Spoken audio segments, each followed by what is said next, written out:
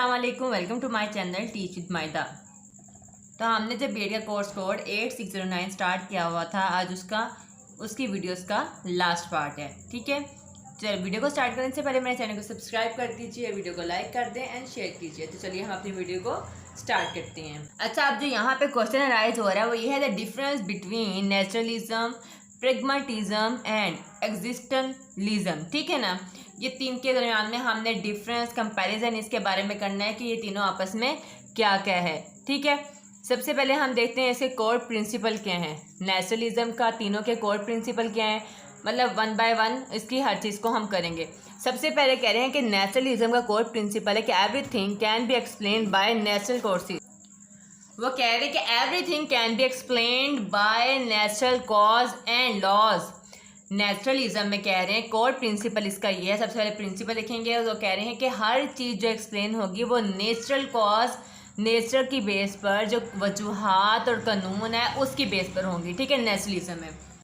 अगर हम बात करें प्रेगमेटिज्म, उसमें वो कह रहे हैं the meaning and value of any idea or action can only be determined by its practical consequences, कि प्रैक्टिकल हालात की बेस पर तमाम मीनिंग और वैल्यूज़ किसी भी आइडिया की, किसी भी एक्शन की डिटरमाइन मीन के मालूम की जा सकती हैं। लास्ट हम कहेंगे थर्ड वन है कि एग्जिस्टेंशलिज्म, उसमें वो कह रहे हैं the meaning and purpose of life must be created by each individual, कि हर इंडिविजुअल के जरिए क्या होगा, मीनिंग और पर्पस ऑफ लाइफ क्या किए जाएंगे, क्रिएट की जाएंगे। तो कोर प्रिंसिपल सबके डिफरेंट है, तीनों की डिफरेंस में आ गया कि कोर प्रिंसिपल तीनों के क्या क्या होंगे। अब इसका नेक्स्ट पॉइंट है कि nature of reality. Core principle का क्या है, नेचर ऑफ रियलिटी। ऐसे वन बाय वन करेंगे। पहले कह रहे हैं नेचुरलिज्म में the universe operate according to fix and discoverable law, कि यूनिवर्स कहते हैं ऑपरेट चल रही है किसके मुताबिक चल रही है, अकॉर्डिंग टू फिक्स, जो कि फिक्स और डिस्कवरेबल, जो पहले से डिस्कवर लॉज हो गए, जो पहले से कानून बन गए, उसके अकॉर्डिंग ही कायनात जो है वो ऑपरेट हो रही है, मीन्स के काम कर रही है। That can be explain through scientific inquiry, जो कि हम इंक्वायरी करके, साइंटिफिक वे में इंक्वायरी करके हम उसको एक्सप्लेन कर सकते हैं, उसकी वजाहत कर सकते हैं कि वो लॉज कौन से हैं जो ऑलरेडी डिस्कवरेबल हो चुके हैं। ठीक है, उसके बाद अगर हम इसकी प्रेगमेटिज्म की बात करें, वो कहने के reality is subjective and is shaped by our experience and action. वो कहते हैं जो रियलिटी है वो एक सब्जेक्टिव है और वो ऑलरेडी मतलब वो शेप्ड होती है हमारे ही एक्सपीरियंस से, हमारे ही एक्शन से। प्रीवियस में वो ये कह रहे थे कि रियलिटी की बेस पर, मतलब वो चीज़ों की बेस पर जो ऑलरेडी लॉज हमें डिस्कवर हो गए उसकी वजह से यूनिवर्स ऑपरेट हो रहे हैं। यहाँ पे वो कह रहे हैं कि रियलिटी जो है, एक हकीकत जो है वो सब्जेक्टिव है and is shaped by our experience and action. जो हम एक्सपीरियंस करेंगे, जो हम एक्शन करेंगे, यहाँ पर रियलिटी क्या होगी, उस पर ही शेप्ड होगी, वही हकीकत होगी। ठीक है, उसके बाद वो ये कह रहे हैं जो एग्जिस्टेंशलिज्म है वो कह रहे हैं द यूनिवर्स इज मीनिंगलेस, कि जो कायनात है वो उसका कोई मायने ही नहीं है, and the individual must create meaning and purpose, के इंसान इसका खुद मीनिंग बनाता है, खुद इसका मकसद जो है वो खुद से क्रिएट करता है, लेकिन जो यूनिवर्स ऑलरेडी है उसका कोई मीनिंग है ही नहीं। तो इन तीनों में क्या है, नेचर ऑफ रियलिटी के, रियलिटी की, नेचर की रियलिटी के बारे में नेचुरलिज्म, प्रेगमेटिज्म एंड एग्जिस्टेंशलिज्म में यही डिफरेंस था। ठीक है, नेक्स्ट वो ये कह रहे हैं कि अप्रोचेस टू नॉलेज, इसमें क्या क्या डिफरेंस होगा। नेचुरलिज्म में वो कह रहे हैं knowledge is gained through scientific inquiry and empirical observation. जो नॉलेज होगा वो हमें साइंटिफिक इंक्वायरी से और एम्पिरिकल ऑब्जर्वेशन करके हम नॉलेज को गेन कर सकते हैं, हासिल कर सकते हैं। बट प्रेगमेटिज्म में वो ये कह रहे हैं कि knowledge is through practical experience, कि आप जब तक खुद एक्सपीरियंस नहीं करेंगे, खुद एक्शंस नहीं करेंगे, तब तक आप नॉलेज जो है वो हासिल नहीं कर सकते। थर्ड कह रहे हैं कि एग्जिस्टेंशलिज्म में वो कह रहे हैं नॉलेज इज सब्जेक्टिव, यहाँ पे पहली बात बता दी, and relative to each individual experience. ये भी एक्सपीरियंस से रिलेट करता है, लेकिन कहते हैं हर इंसान के अलग एक्सपीरियंस है, तो वो अलग अलग उससे रिलेट, जो एक्सपीरियंस उसको होगा उससे रिलेटेड वो नॉलेज हासिल करेगा। अब हमारे पास थर्ड पॉइंट है कि परसेप्शन ऑफ ह्यूमन नेचर, के परसेप्शन क्या है ह्यूमन नेचर की। अब क्या है इसमें परसेप्शन ऑफ ह्यूमन नेचर में कि naturalises human are biological being, कि एक बायोलॉजिकल बीइंग है and our biological explain the laws and order everything we do, कि बायोलॉजिकल बीइंग्स है, जैसे ह्यूमन बीइंग कह रहे हैं कि वो बायोलॉजिकल बीइंग है, और बायोलॉजिकल में एक्सप्लेन करते हैं तमाम कानून, तमाम ऑर्डर, एवरीथिंग जो भी हम करते हैं वो तमाम उसके कानून और ऑर्डर क्या हैं वो एक्सप्लेन है। नेक्स्ट हमारे पास है प्रेगमेटिज्म। प्रेगमेटिज्म में कह रहे हैं कि human are shaped by their experience and action and can change and grow through the experience। वो कह रहे हैं ह्यूमन आर शेप करते हैं किसके जरिए, ये एक्सपीरियंस की बात कर रहे हैं। वो आगे कह रहे हैं कि नेचर में जो चीज़ें हैं वो वैसे ही रहेंगी नेचुरलाइजेशन में, ठीक है ना। एग्जिस्टम में वो लोग कह रहे हैं कि आपको मीनिंग ऑफ लाइफ कैसे होगा कि आप खुद से क्रिएट करेंगे, ठीक है। यहाँ पे वो कह रहे हैं एक्सपीरियंस के जरिए जो ह्यूमन है वो शेप्ड किए जाते हैं एक्शन के जरिए, और अपनी लाइफ जो है वो ग्रो कर सकते हैं, चेंज कर सकते हैं, वो भी किसके जरिए, एक्सपीरियंस के जरिए। अब उसके बाद करेंगे एग्जिस्टेंशलिज्म में कि human are fundamental alone in universe, कि ह्यूमन जो है वो अलोन होते हैं यूनिवर्स में, and must create their meaning and purpose, के खुद से वो क्रिएट करते हैं। अच्छा, एग्जिस्टेंशलिज्म में तो नेचरलिज्म को बिल्कुल ही उन्होंने इग्नोर कर दिया, कहते हैं कि नेचर का कोई तो मीनिंग ही नहीं था, ना कुछ था, सब कुछ मैंने अपने एक्सपीरियंस से क्रिएट किया है, ठीक है। लेकिन प्रैग्मेटिज्म में वो कह रहे हैं कि हम लोग एक्शन के जरिए जो है एक्सपीरियंस करते हैं, ठीक है। नेक्स्ट हम इसका कंपैरिजन देखें नेचुरलिज्म, प्रैग्मेटिज्म एंड एग्जिस्टेंशलिज्म में। सबसे पहले बात करें रियलिटी की। वही बात है कि रियलिटी क्या ऑब्जेक्टिव है, यहाँ पे कहते हैं सब्जेक्टिव है एंड कॉन्स्टेंटली इन्वॉल्व है। और थर्ड में वो कह रहे हैं कि subjective and created through individual, कि यहाँ पे इंडिविजुअल खुद रियलिटी को क्रिएट करता है, और यहाँ पे क्या है ऑब्जेक्टिव है कि ऑलरेडी वो है क्रिएटेड है, कि जो लॉज ऑर्डर गिवन है नेचुरलिज्म में वही वो फॉलो करते आ रहे हैं। अब इसके बाद अगर हम नॉलेज की बात करें तो नॉलेज में वो कह रहे हैं कि नेचुरलाइजेशन में कह रहे हैं एम्पिरिकल ऑब्जर्वेशन एंड साइंस, के एम्पिरिकल ऑब्जर्वेशन होती है और साइंस होती है कि जो हमें ऑब्जर्वेशन हो चुकी हैं, साइंस है उसके ज़रिए हम नॉलेज हासिल करते हैं। यहाँ पे एक्सपीरियंस के जरिए करते हैं, definitely practical experience and useful in solving the problem, के प्रैक्टिकल एक्सपीरियंस करते हैं किसके लिए, सॉल्विंग दी प्रॉब्लम को सॉल्व करने के लिए। थर्ड में वो ये कह रहे हैं कि subjective interpretation and unique experience, कि हम लोग को यहाँ पे यूनिक एक्सपीरियंस के जरिए नॉलेज हासिल करते हैं, और वो एक सब्जेक्टिव इंटरप्रिटेशन होती है हमारे पास, ठीक है। थर्ड पे हमारे पास आ रहे कि वैल्यूज़ क्या हैं। वो कहते हैं values based on the law of nature and natural world. यहाँ पे टोटली नेचर है कि वैल्यूज़ क्या होंगी, जो हमारे नेचर की लॉ होंगे या उस पर जो बेस करती होंगी हमारे नेचुरल वर्ल्ड पर, वही हमारी क्या होंगी, यहाँ पे वैल्यूज़ होंगी। अब इधर क्या बात कर रहे हैं, कह रहे हैं based on the practical use in achieving goal, के प्रैक्टिकल पे बेस करेंगे, जो कि हमें देखें जो हमें एम जो हमने अचीव करना है, जो गोल अचीव करना है, उसके लिए जो हम प्रैक्टिकल करेंगे उस पर वो वैल्यूज़ क्या करेंगी, बेस करेंगी। अब यहाँ पे कहते हैं based on practical choice and personal responsibility, जो हम प्रैक्टिकल चॉइस करेंगे, क्या जो हमें यहाँ पे करना परफॉर्म करना, वहाँ पे कहते हैं जो आप प्रैक्टिकल को चूज़ करेंगे उसकी बेस पर जो हम होंगे वो वैल्यूज़ होंगी, और पर्सनल रिस्पॉन्सिबिलिटी होगी आपकी, ठीक है। प्रैक्टिकल रिस्पॉन्सिबिलिटी नहीं इसमें होगी, इसमें होगी आपके पास पर्सनल रिस्पॉन्सिबिलिटी, ठीक है। उसके बाद हम देखें तो इंडिविजुअल की बात करें, इंडिविजुअल में वो कह रहे हैं product of environment and heredity, कि इन्वायरमेंट और हेरिडिटी की प्रोडक्ट होती है वो इंडिविजुअल कहलाती है। यहाँ पे कहते हैं active problem solver who adopt environment, ऐसे प्रॉब्लम जो इन्वायरमेंट को अडॉप्ट करें उसको कहते हैं इसमें इंडिविजुअल।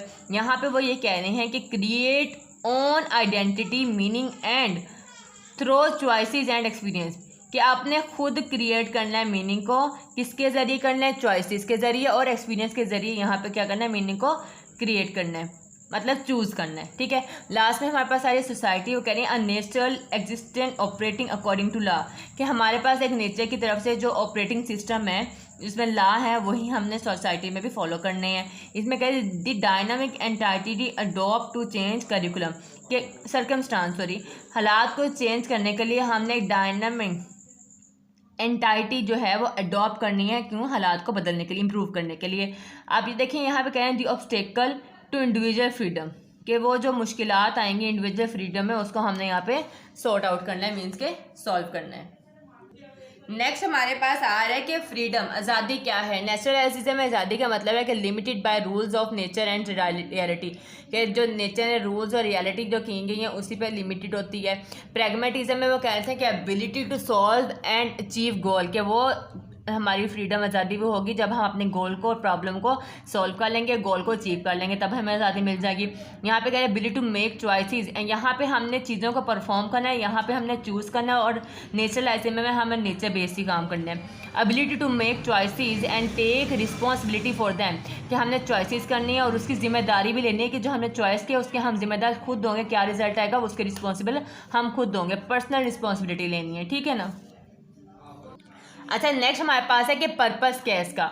नेचुरलाइजेशन का पर्पस है understand and control the laws of nature, के नेचर के लॉज को कंट्रोल करना है इसका पर्पस है। इसमें कहते हैं solve problem to achieve goal, goal को हासिल करना। इसमें कहते हैं create meaning through individual choices and responsibility, कि इंडिविजुअल की चॉइसेस को हम लोगों ने क्रिएट करना और उसकी रिस्पॉन्सिबिलिटी लेना, इसका पर्पस है। वही बातें हर एक में रिपीट हो रही हैं, हर एक के अपने अंदाज में। वही बात है कि नेचर के बारे में काम करना है, इसमें गोल अचीव करना है, इसमें क्या करना है कि हम लोगों ने खुद से चीज़ें सिलेक्ट करनी है और उसकी रिस्पॉन्सिबिलिटी लेनी है, ठीक है।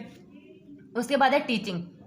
आप लोग जैसे जैसे वीडियोस को आगे देखते जाएंगे ना, आपको वो चीज़ स्टार्ट में मुश्किल लगेगी, लेकिन जैसे जैसे आप देखते जाएंगे, इसको और स्टडी करेंगे, डीपली स्टडी करेंगे, तो आपके लिए यही चीज़ें क्या हो जाएंगी, आसान बन जाएंगी। तब आप सेल्फ राइटिंग इजीली कर सकते हैं। अच्छा, अब हम टीचिंग की तरफ जाते हैं। अब टीचिंग में वो ये कह रहे हैं कि ट्रांसमिटिंग एक्यूरेट नॉलेज, कि एक्यूरेट नॉलेज को ट्रांसमिट करना। यहाँ पे कहते हैं facilitating practical problem solving and critical thinking, मतलब हम लोगों ने प्रैक्टिकल प्रॉब्लम को सॉल्व करना है, क्रिटिकल सोचना है। उसके बाद वो कह रहे हैं गाइडिंग इंडिविजुअल, के इंडिविजुअल को गाइड करना है। स्टूडेंट में कह रहे हैं कि passive receiver of knowledge and information, के रिसीवर जो होगा वो पैसिव इन्फॉर्मेशन जो होगा, नॉलेज होगा, वो रिसीव करेगा, ठीक है। यहाँ पे कह रहे हैं active problem solver who learn by doing experience, के मतलब खुद जो होगा स्टूडेंट जो होगा प्रॉब्लम सॉल्व करेगा, ऐसे एक्टिव बना देना है कि वो प्रॉब्लम खुद को सॉल्व करे through experience, by doing experience, ठीक है ना। और लास्ट में हमारे पास वो ये कह रहे हैं individual who create their sense and authentically through personal experience and reflection, ये खुद पर्सनल एक्सपीरियंस करेंगे, उसके रिफ्लेक्शन से क्या करेंगे, क्रिएट करेंगे देयर सेंसेस, अपने खुद की सोच जो होंगे वो क्रिएट करेंगे, क्योंकि हमने इसमें एग्जिस्टेंटलिज्म है, हमने खुद चूज़ करना है। तो चूज़ करने के लिए स्टूडेंट को पहले अपनी खुद की सोच जो है वो ऑथेंटिकली सोच जो है वो क्रिएट करनी है, किसके ज़रिए, पर्सनल एक्सपीरियंस करके, ठीक है ना। मैंने यही कोशिश किया कि आपको मज़ीद डिटेल में इसको करवाऊँ, इसलिए मैंने इस क्वेश्चन को इतना लेंथी कर लिया है ताकि आपको अच्छी से क्लियर हो जाए। अगर इनके डिफरेंस आ जाए, कंपैरिजन आ जाए, तो आप आराम से इसको इजीली लिख सकते हैं। अब हमारे पास नेक्स्ट क्वेश्चन है, और ये लास्ट क्वेश्चन है कि सोर्सेज ऑफ नॉलेज, नॉलेज के कौन से सोर्सेज हैं। हम 3-4 सोर्सेज को देखेंगे कौन कौन से सोर्सेज हैं। पहले नॉलेज क्या कह रहे हैं कि the awareness and understanding of practical aspect of reality, knowledge क्या होता है कि आगाही होती है, समझना होता है किसको, प्रैक्टिकल पहलुओं को, किसके रियलिटी के पहलुओं को समझना, उनके समझना, उनको अवेयर करना, उनके आगाही लेना, हम कहते हैं नॉलेज कहलाते हैं।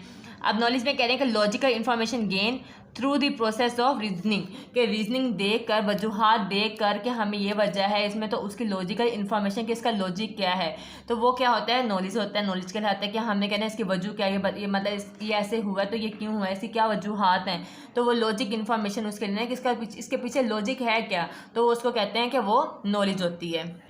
सेकेंड स्टेप में वो ये कह रहे हैं कि knowing about practical thing, particular thing, के ख़ास चीज़ों के बारे में जानना भी नॉलेज कहलाता है। उसके बाद कह रहे हैं कि नॉलेज रिक्वायर्ड 3 नेसेसरी कंडीशन, कि नॉलेज के पास 3 ज़रूरी कंडीशन, एक तो होता है जस्टिफाइड करना, उसे ट्रू, सच और बिलीव, यकीन करें। नॉलेज के पास क्या है, 3 नेसेसरी कंडीशंस होती हैं। सबसे पहला सोर्स हमारे पास है कि रिवील्ड नॉलेज क्या है। रिवील्ड नॉलेज में कह रहे हैं कि this type of knowledge is commonly known as religious knowledge. Revealed knowledge हमारे पास बेसिकली मजहबी नॉलेज कहलाती है। Revealed knowledge is described as a knowledge that God has disclose to man, जो कि अल्लाह ताला ने इंसान पर डिस्क्लोज की है, जो कि रूनमा, ऐसी नॉलेज जो अल्लाह ताला ने इंसान पर रूनमा की है, उसको हम कहते हैं कि वो कौन सी नॉलेज है, रिवील्ड नॉलेज है, ठीक है। अब इसके कुछ स्टेप्स हैं, वो देखते हैं वो कौन कौन से हैं। सबसे पहले कह रहे हैं Holi Quran is a good example और रिवील्ड नॉलेज, होली कुरान के जरिए अल्लाह ताला ने हमारी कितनी रहनुमाई की है, तो सबसे बेस्ट, सबसे बड़ी एग्जाम्पल है कि Holi Quran is a good example of the revealed knowledge, ठीक है। सेकंड वो कह रहे हैं, अब इसको, अब मैंने पॉइंट्स में लिखा हुआ है, आप इस पॉइंट्स को एक्सप्लेन कर दीजिएगा कि हमें होली कुरान से क्या क्या सीखने को मिलता है। हमारी पूरी एक ज़िंदगी जो है उसमें हमें फॉलो करेंगे तो हमारी एक बहुत अच्छी ज़िंदगी दुनिया और आखिरत हम संवार सकते हैं, ठीक है ना। पॉइंट लिखने का यही मकसद होता है, मैं आपको एक्सप्लेन इसलिए कर रही होती हूँ ज़्यादातर कि आप उसको लिखें, ये नहीं कि सिंपल बात छोटे छोटे पॉइंट लिख कर आ जाए, इनको आपने मज़ीद एक्सप्लेन भी करना है। नेक्स्ट वो है कि revealed knowledge is ultimate knowledge, कि वो एक अल्टीमेट नॉलेज है, ठीक है ना। उसके बाद थर्ड पॉइंट है, वो कहते हैं first revelation show that Allah has taught man which man did not know. वो कहते हैं कि फर्स्ट रेवलेशन ने ये दिखाया कि अल्लाह ने हमें वो चीज़ें सिखाई हैं जो इंसान नहीं जानता था। बेशक अल्लाह ने हमें हर वो बात सिखाई है जो हमें नहीं मालूम थी, ठीक है ना, और वो हमें उसकी मज़ीद रहनुमाई हमें कुरान पाक में की है।